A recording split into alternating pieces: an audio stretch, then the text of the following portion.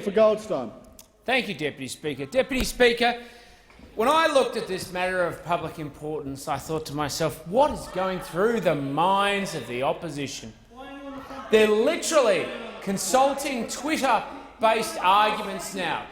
Opposition by Twitter is their approach, where they literally had someone who was so genius in the leader's office that they turned around and thought, we'll do a motion saying they don't show any leadership. And they thought it was so brilliant, so clever, it went through the brain's trust of the stupidity of exactly the same sort of behaviour that Speaker Pelosi demonstrated in the US House of Representatives today in tearing up. Because in the end, what they actually showed, not was their strength, not was their credibility, not even their best arguments.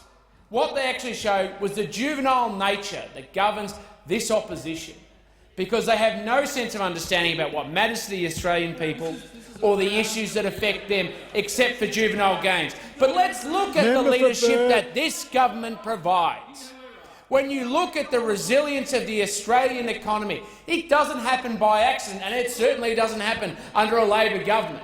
It happens because you have leaders in positions of responsibility, the Prime Minister and the Treasurer, leading the economic debate to make sure that we are in the best position to steward the Australian economy to deliver for the Australian people. And we know the context that we're now in. We've obviously had a significant drought that continues and puts great pressure on one of our chief primary industry exports in the agriculture sector.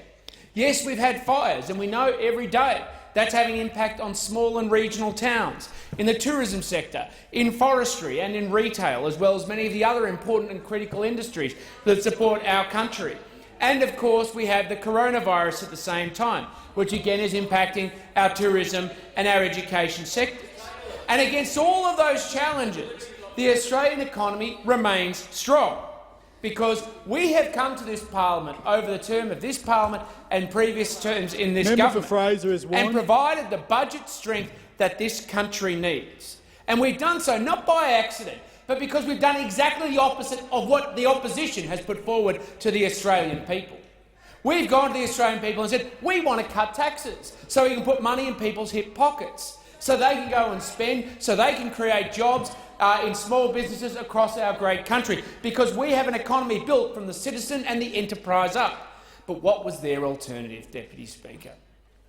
Their alternative was to turn around to Australia and say the solution to the economy is themselves. I know we'll just hoard more money in our hip pockets and we'll spend it because we somehow from Canberra have a better idea about how to govern this country and run business and grow jobs. That is the fallacy at the heart of the opposition and their policy agenda.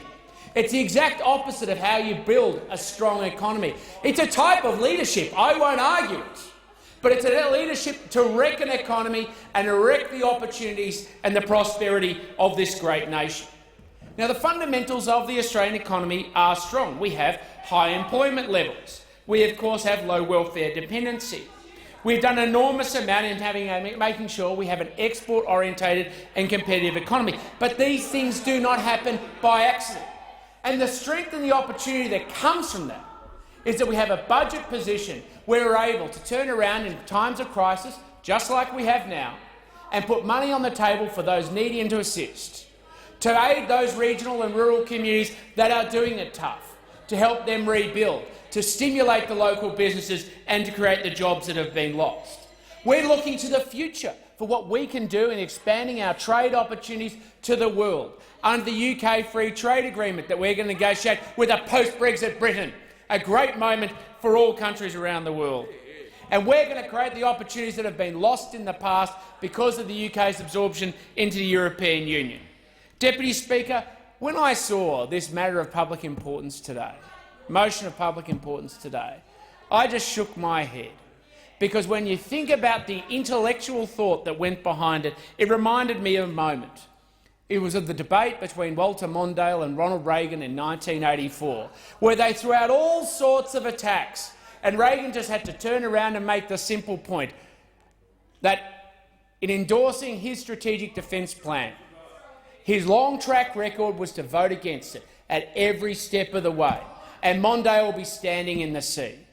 And that's where the opposition stands, in the sea of irrelevance and absent ideas.